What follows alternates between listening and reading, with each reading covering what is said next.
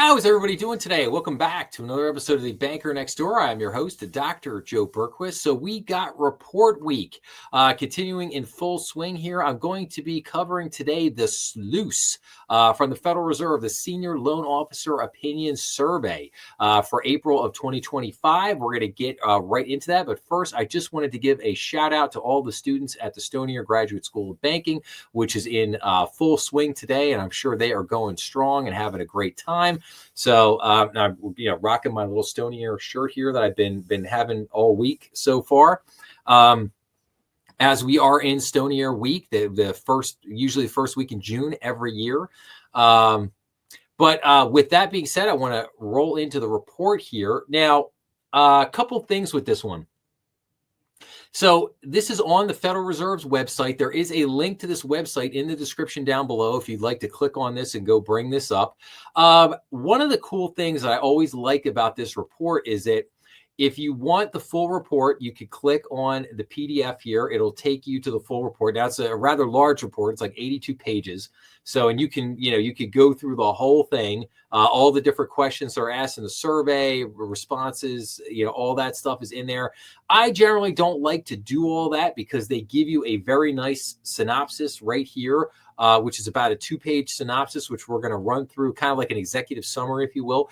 But then what's really cool is they break all this down. Like you have table 1, table 2, you have the chart data, and then they have a table 1 PDF, table 2 PDF, and then charts PDF. So like, for example, if we click on the charts PDF, it's basically 4 pages with about 3 charts per page. So about 12 charts in total. And it really just breaks everything down for you in a nice visual presentation, which, again, I always enjoy too. I don't like generally going through a lot of these charts. I've kind of learned in the past in some of these episodes that I've done covering this report before that these charts could get a little cumbersome because they could get a little busy trying to go through them. So basically, I just like to read the synopsis and then we could just talk about what the findings were. But if you do like the charts, which I love, I like looking at charts. Like if you like the charts, you could, like I said, you could just click on it.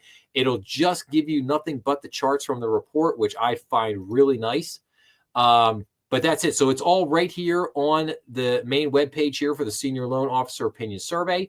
But with that being said, let's get into what we have here. So the April 2025 Senior Loan Officer Opinion Survey on Bank Lending Practices addressed changes in the standards and terms on and demand for bank loans to businesses and households over the past 3 months, which generally correspond to the first quarter of 2025.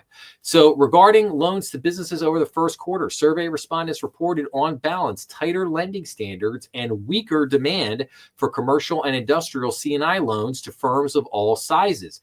Furthermore, banks reported tighter or basically unchanged lending standards and weaker or basically unchanged demand for commercial real estate CRE loans. So basically, we're still seeing weak demand for loans of all types, basically C&I and CRE loans. Banks also responded to a set of special questions about changes in lending policies and demand for CRE loans over the past year. For all CRE loan categories, banks reported having tightened policies related to loan-to-value ratios and debt service coverage ratios. For some CRE loan categories, banks also tightened policies related to market areas served and the length of interest-only payment periods, i.e. construction loans. For office loans, banks reported having tightened all quarried policies on such loans over the past year. For loans to households, banks reported basically unchanged lending standards and weaker demand for most categories of residential real estate loans on balance. Banks similarly reported basically unchanged lending standards, but stronger demand for home equity lines of credits. In addition, banks reported having tightened standards for credit card loans, while standards remained basically unchanged for auto and other consumer loans. Meanwhile, demand reportedly weakened for credit card and other consumer loans and remained basically unchanged for auto loans. So, questions. Then we get into questions on C&I lending. So, Over the first quarter, moderate net shares of banks reported having tightened standards on C&I loans to firms of all sizes. These responses were mixed across bank size categories. Meanwhile, banks reported having tightened most C&I loan terms over the same period. Moderate to modest net shares of banks reported smaller maximum sizes of credit lines, higher premiums on riskier loans, tighter loan covenants, tighter collateralization requirements, and more frequent use of interest rate floors for firms of all sizes. In contrast, modest net shares of banks reported having eased loan spreads over their bank's cost of funds for smaller firms, while leaving loan spreads for large and middle market firms basically unchanged. The remaining terms on C&I loans were basically unchanged on net to firms of all sizes. Foreign banks also reported having tightened standards and most terms for C&I loans except for loan covenants, which were left basically unchanged. Among banks that reported having tightened standards and terms for C&I loans, major net shares cited a less favorable and more uncertain economic outlook, increased concerns about the effects of legislative changes, supervisory actions, or changes in accounting standards, the worsening of industry-specific problems, and a reduced tolerance for risk as important reasons for doing so. Regarding demand for C&I loans over the first quarter, significant net shares of banks reported weaker demand from firms of all sizes. These responses were similar across bank size categories. In addition, a moderate net share of banks reported a decrease in the number of inquiries from potential borrowers regarding the availability of terms of new credit lines or increases in existing lines. In contrast, a modest net share of foreign banks reported stronger demand for C&I loans. The most frequently cited reasons for weaker demand reported by major net share banks were decreased customer investment in plant or equipment and decreased customer financing needs for mergers and acquisitions. Now we get into commercial real estate. So over the first quarter, moderate net shares of banks reported having tightened standards for construction and land development, CLD loans, as well as loans secured by non-farm, non-residential properties. Meanwhile, standards for loans secured by multifamily properties remain basically unchanged on net. These responses were mixed across bank size categories. Among large banks, significant and moderate net shares reported having eased standards for MF and CLD loans, respectively, while leaving standards for NFNR, which is non-farm, non-residential loans, unchanged. In contrast, significant or moderate net shares of other banks reported having tightened standards for all CRE loan categories. Lastly, modest net shares of foreign banks reported having tightened standards for CRE loans. So regarding demand for CRE loans, a modest net share of banks reported weaker demand for CLD loans, while demand was basically unchanged for non-farm, non-residential, and multifamily loans. These responses were mixed across bank size categories. Significant or moderate net shares of large banks reported stronger demand, while moderate net shares of other banks reported weaker demand for all CRE loan categories over the first quarter. In addition, a significant net share of foreign banks reported stronger demand for CRE loans. So what does all that mean necessarily in English? Well, demand for CRE loans across the board is much weaker. Banks have tightened up their underwriting standards, but mainly around construction and land development loans. A lot more emphasis there, which I think, as I've reported on in past episodes in the live stream, I've showed a lot of numbers, different articles on delinquency and stuff like that. You could definitely see that construction and land development loans were seeing a spike in delinquency. So it's not surprising that banks have basically pulled back on that and really tightened the reins in. They're basically trying to steer clear of office at the moment and basically just kind of keeping an eye on everything else, but really ratcheting up loan standards as it relates to collateral, loan to values, and the debt service coverage ratio. So in other words, banks are still lending. They're still perfectly willing to lend, but they're not going to do it unless you've got 20, 25% down payment on that property, maybe even a 30% down payment, and you've got a debt service coverage ratio of 1.2, maybe 1.25 or better. As long as the basics, basically, I'll put it that way, as long as the basics, you're meeting the standard requirements, it's all good. But if you're basically coming in saying, I don't have the money for the down payment, or if it's less than a 1.2 debt coverage ratio, the bank is probably passing on that loan right now and saying, yeah, no, it's just not quite good enough for you. And then they get into special questions on changes in bank lending policies on commercial real estate loans.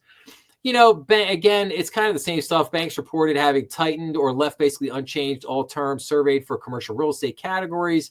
Most cited reasons for tightening lending policies on CRE loans over the past year, cited by major net share banks, were less favorable or more uncertain outlooks for CRE property vacancy rates, property prices, market rents, mortgage delinquency rates, and a reduced tolerance for risk.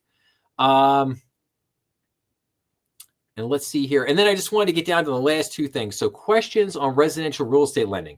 So banks reported having left standards basically unchanged over the first quarter for most residential real estate loan categories on balance, except for non-qualified mortgage, QM jumbo mortgages, for which modest net shares of banks reported having tightened standards. Similarly, banks reported that standards for HELOCs remained basically unchanged.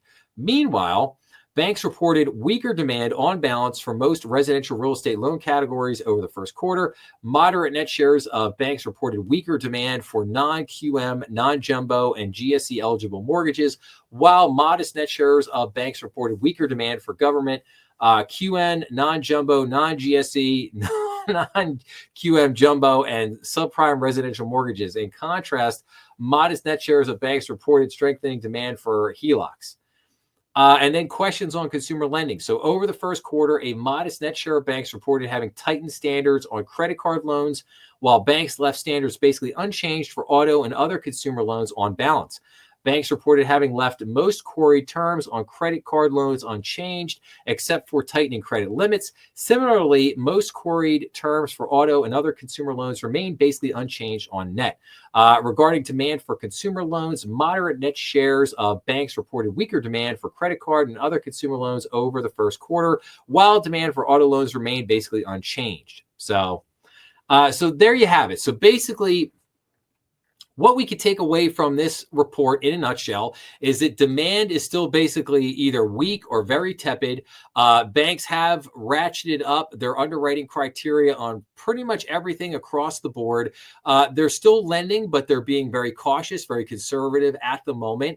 And obviously, interest rates are tampering everything down. If we see a reduction in interest rates, I think we'll see a lot more activity pick up.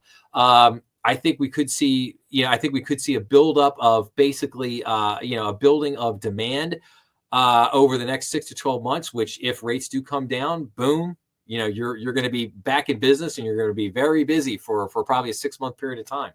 But we shall see. We should see how that plays out. So, all right. Again, great report. Love the SLOOS report. It's a quarterly report that comes out. I will be looking at this in the next 3 quarters for the rest of the year as this report continues to roll out with a lot of great stuff. But with that, I will wrap up by saying if you like this episode, please make sure to like, share, and subscribe. That always helps the channel. Remember, we are on YouTube, Rumble, and all major podcast platforms. Please be sure to leave your comments down below, as I love getting back to everybody. And as always, make sure to check out some of the other content on the channel. I have covered a number of bank reports this week already. I've got one more for you guys tomorrow, so please stay tuned for that. And also, always remember, check out BND Strategy Room live stream. If you haven't watched that before, give it a chance. I think you'll really like it. We cover all the major news, all things banking for the week. And with that, I will say I'll bid everyone a fond farewell. Thank you for listening. I'll see everyone again real soon. Take care.